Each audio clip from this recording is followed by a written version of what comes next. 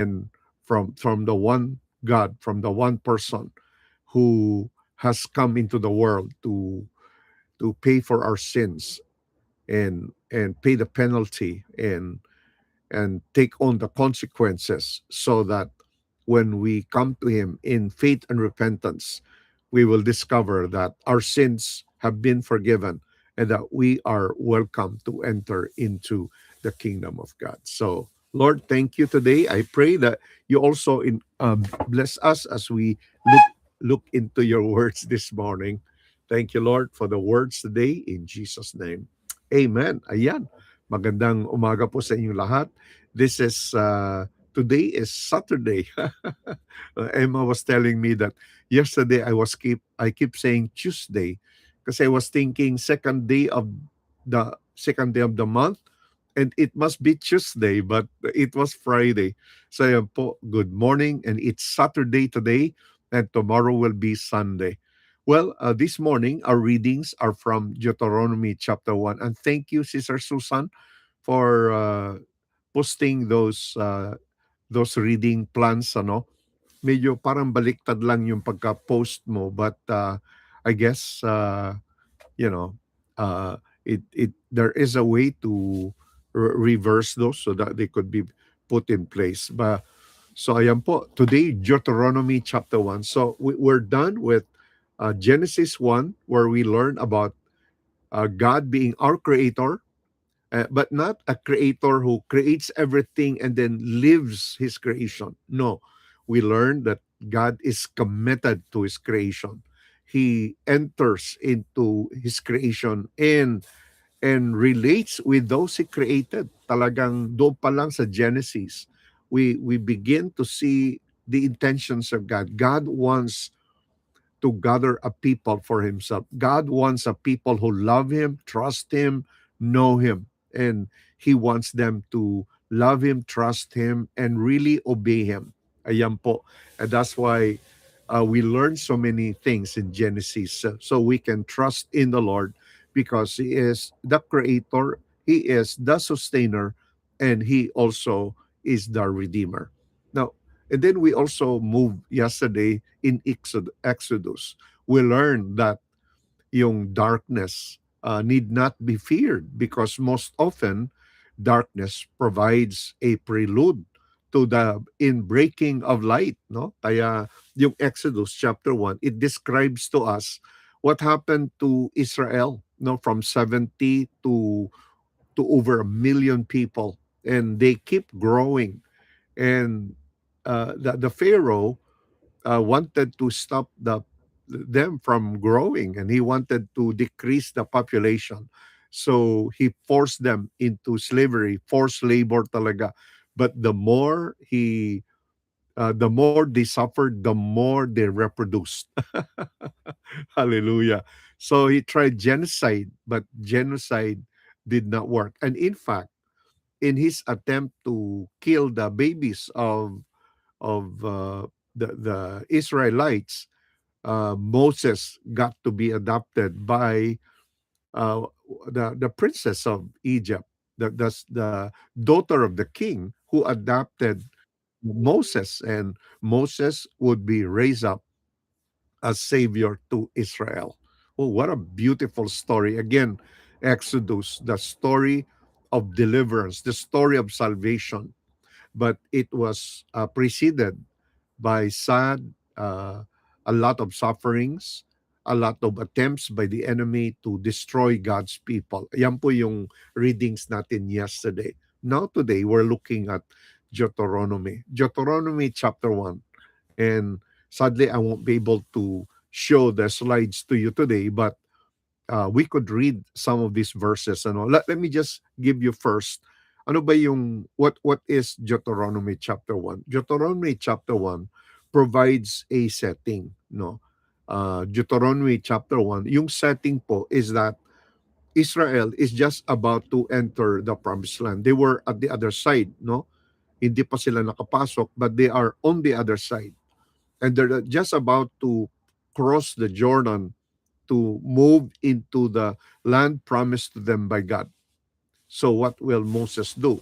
Well, Moses, by the way, is just about to retire, and a new leadership, a new season is coming. And therefore, with the new season that is coming, uh, Moses spoke to the next generation. Kasi something happened, di ba? Something happened to the first generation. None of them, except for Joshua and Caleb, none of them, that includes Moses and Aaron, their leaders, none of the leaders except these two younger men survived. No, God eliminated the first generation because of their disobedience to God. And but they need to enter the promised land. So Moses had to speak to them. Yan po yung context ng Deuteronomy. It's what they call the giving of the law the second time. So God will give them the law. God will tell them what He wants. God would tell them how they should live. God would tell them what God expects from His people. And God would command them what to do regarding the promised land. He would tell them the plan does not change. I'm still giving you the land I promised your forefathers. I promised them I will prosper them. I will turn them into a great nation, and I will produce kings, leaders from among you, and you will be a blessing to the whole world.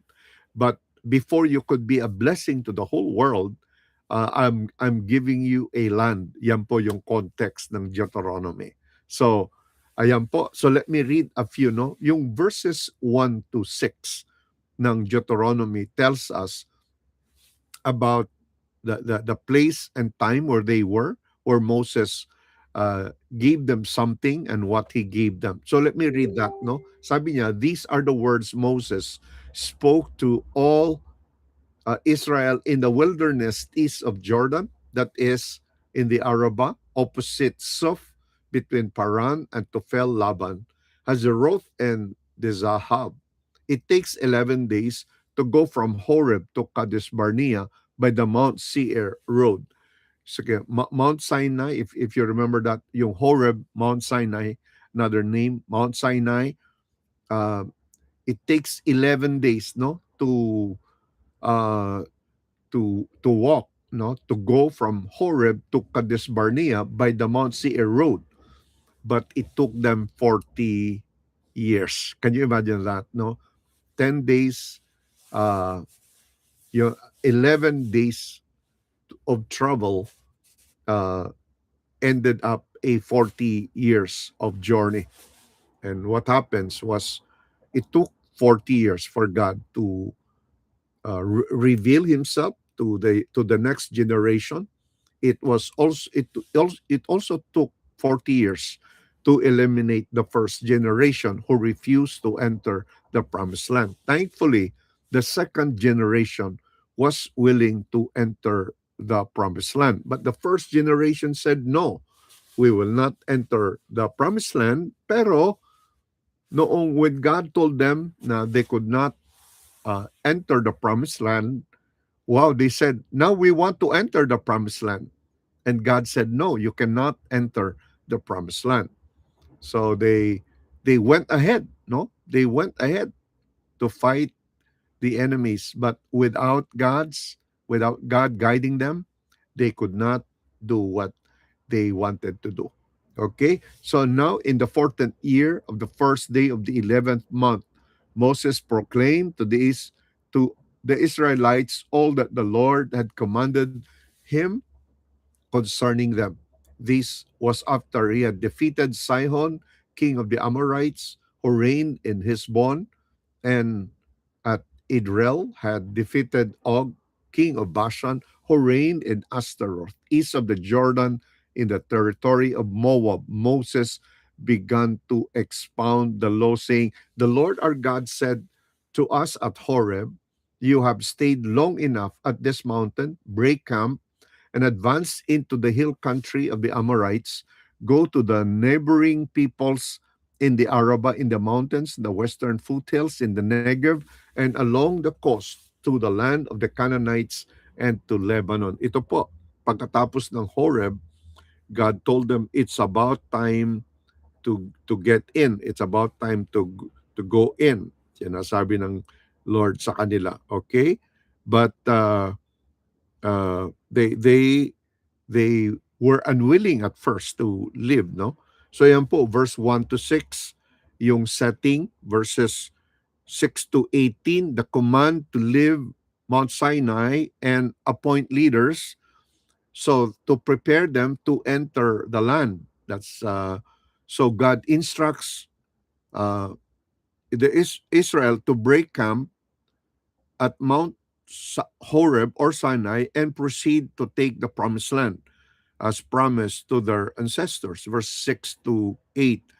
And then Moses recounts also the appointment of wise and experienced leaders as judges to assist him in administering justice among the growing population. That verse 9 to 18.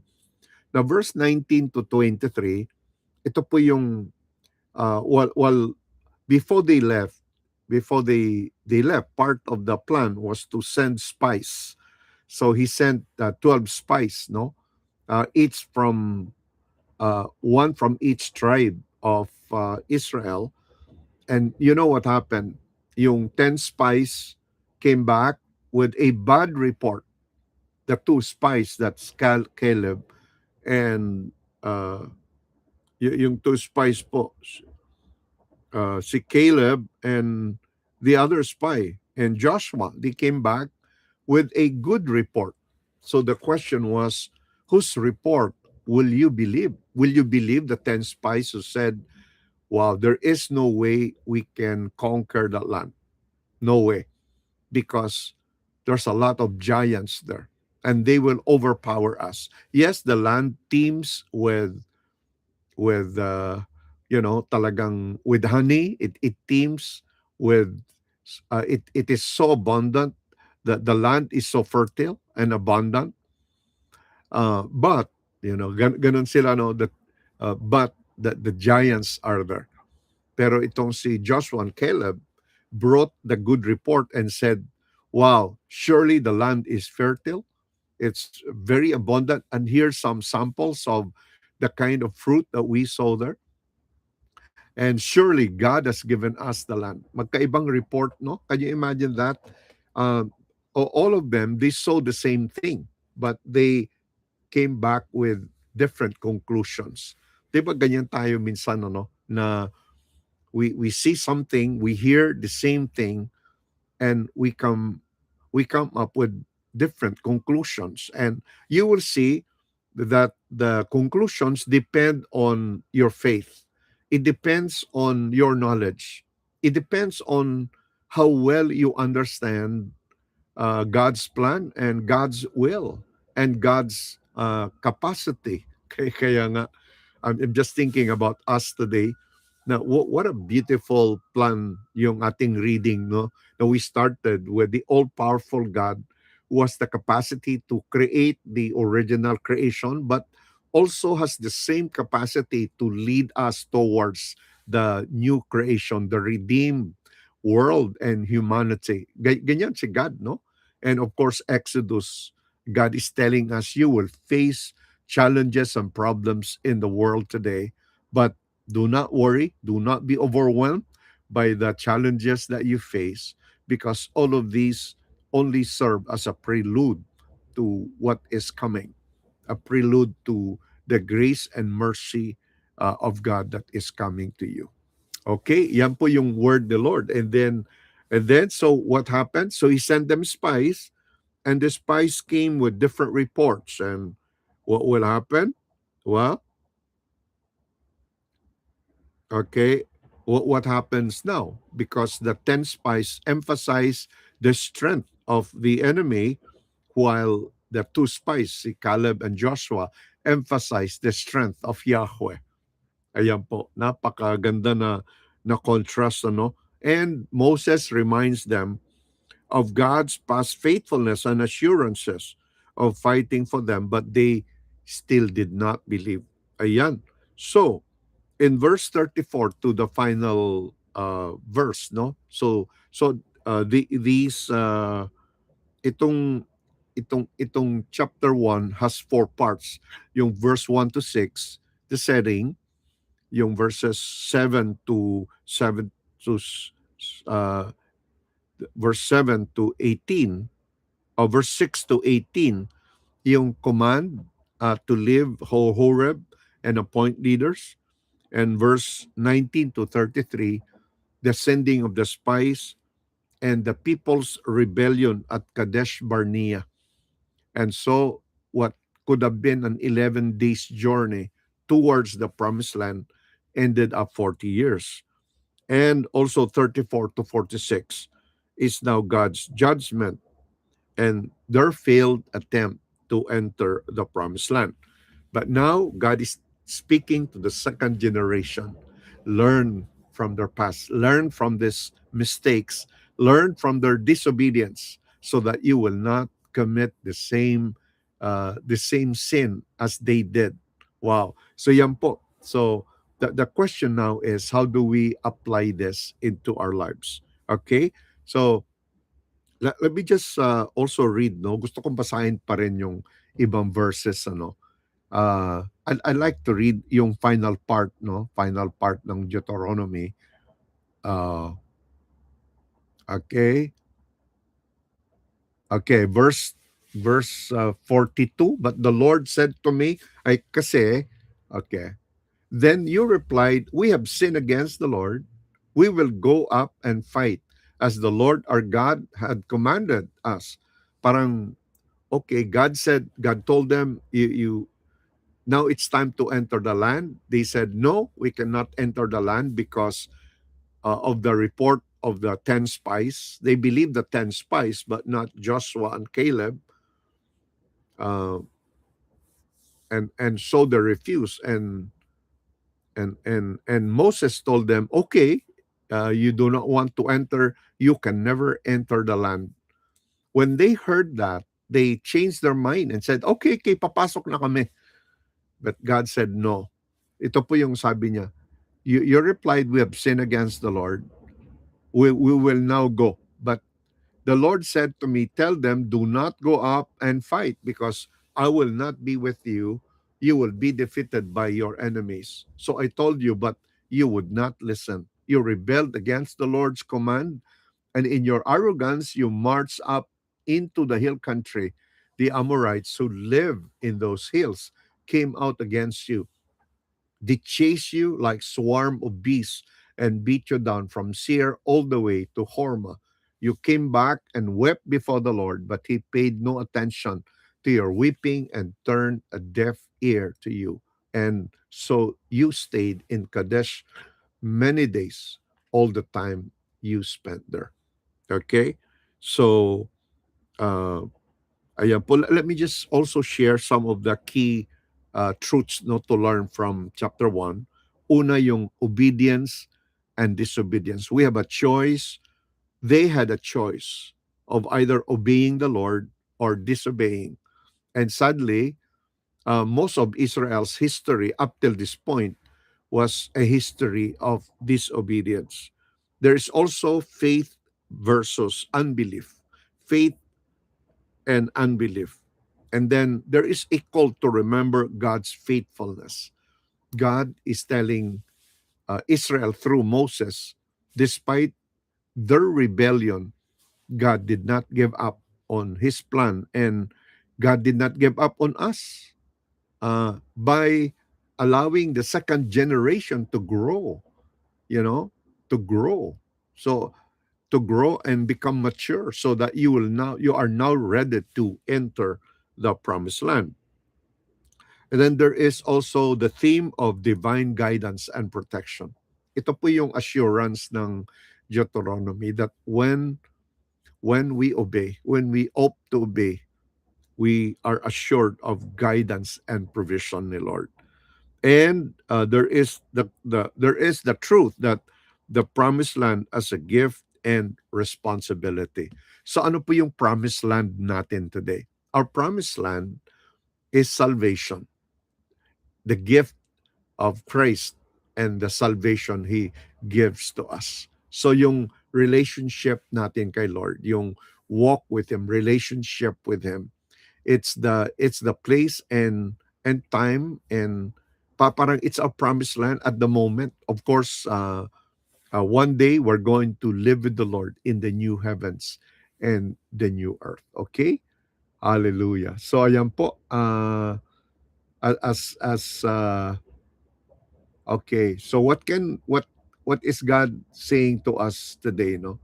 Parang one of the big things that I see from our reading today is that God is telling them, remember, you could have entered the land by now, but you failed to do that because of your disobedience. So God is telling them, now you have another opportunity. Parang New Year, fresh start, new beginnings. We have another opportunity to serve the Lord, to obey Him. Some of us an opportunity to keep following the Lord, serving Him, keep knowing Him, keep understanding His will, His word, and to keep doing what God has called us to do. Okay? But the Lord is telling us, learn from the past, trust His promises for the future, and step forward in faith. Kaya you listen, you obey, and enter in. Yan po yung ating theme today. Okay? That we are to enter in. So ano po yung message ni Lord sa atin? I think the first one is that God is telling us to enter. We enter this year, and with the Lord, we enter our promised land, our relationship with God, our calling, the place of ministry, the place where we live. I mean, where we are set right now. That's the place where we are called to minister and enter, as God called Israel to, that now the time of waiting is over. So He commanded them to move forward, assuring them the land was already theirs as a gift. He promised His presence with them.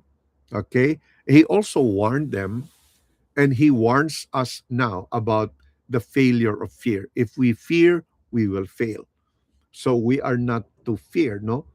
uh, we are not to doubt, just as the first generation of Israel doubted the promises of God. Now, can you imagine, with all the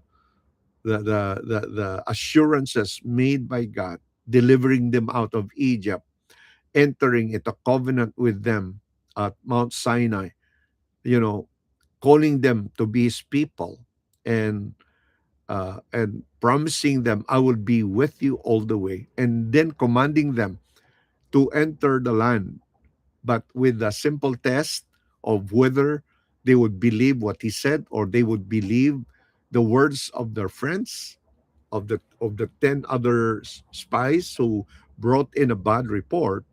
Wow. Now, uh, they should not give way to fear. And even as we face the new year, let's not give way to fear. Okay? So let's not doubt the Lord. Let's not give way to any grumbling. No more grumbling. No. And finally, verse 34 to 40, unbelief had consequences. Their failure to enter the land, they experienced defeat. That generation, they experienced defeat because of their unbelief. But now for us, we are the generations of Caleb and Joshua. And we have the promised future. You know? So, ayan po, what should we do? Three things po. Remember His faithfulness. As we continue on this new year, let's remember how God is faithful. Number two, we must say no to fear and complaining. Amen. We must say no to fear and complaining. Yesterday, I was tempted to complain and to fear because of a bad report I have received, but I would rather believe the report the Lord has made. Amen. So reject fear and remember His faithfulness, reject fear and complaining, and finally, and no, thirdly, rely on His presence. God says, I'm with you in I was with you uh, in 2025. I am still with you in 2026. So rely on His presence. But the the assumption is that we are involved in advancing God's kingdom by preaching, sharing, living out the gospel, making disciples, helping in the flourishing of the kingdom of God, you know. And the Lord says, "I will be with you to the end of the world," and that we are to respond in obedience. Amen. So yan po, just also just to celebrate a few Christological themes from our reading today. Remember that Jesus is our true Joshua. He is gonna be the leader who leads us into the rest and victory of God's promises. Hebrews 4 8 to 11. Now, God promised a greater rest. There was rest during the time of Joshua, but the rest provided by Jesus, the greater Joshua, is so much better, a trillion times better. And then, secondly, he is the perfectly faithful one who trusted the Father, who completed, co- who trusted the Father completely, even unto death on the cross. Our call now is to follow on his footsteps.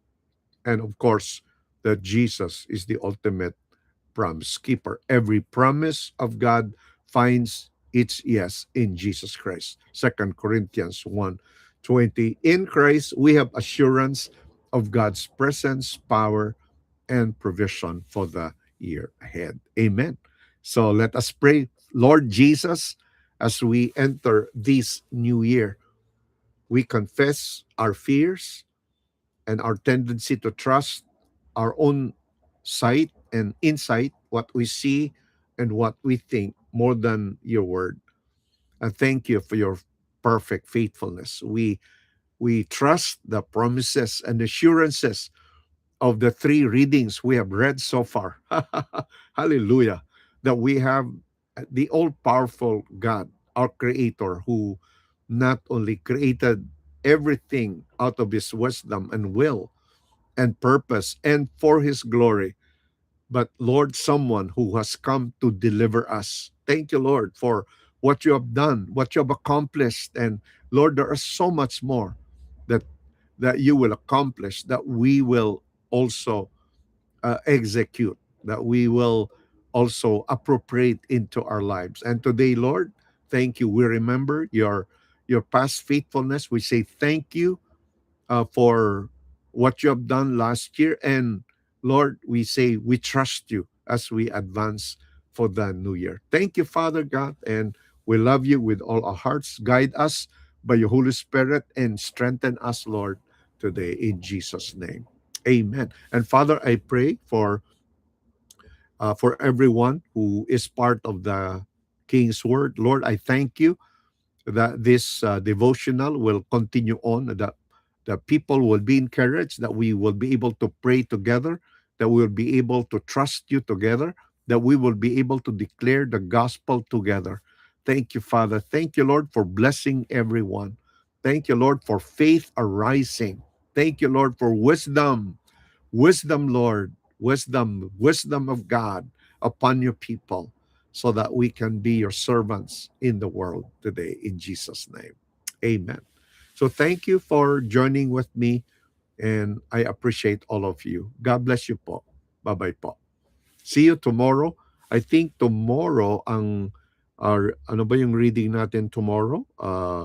Yeah, again, I did not check the reading tomorrow, but it will be another chapter, no, another chapter. Thank you, Jesus. Well, God bless everyone. Thank you, Lord. Thank you, Lord. Oh, hallelujah. Thank you. Good morning po sa inyong lahat. Hi, Andy. Good morning. Sister Bing, good morning. uh Sir Ermi, good morning po. Sir Banji, magandang umaga. Yes, Sir Aida, good morning also. Yeah, praise God. Praise the name. Sister Susan, good morning. Good morning po sa inyong lahat. Okay. So ayan po mga loved ones. We'll see you na po. Bye-bye po.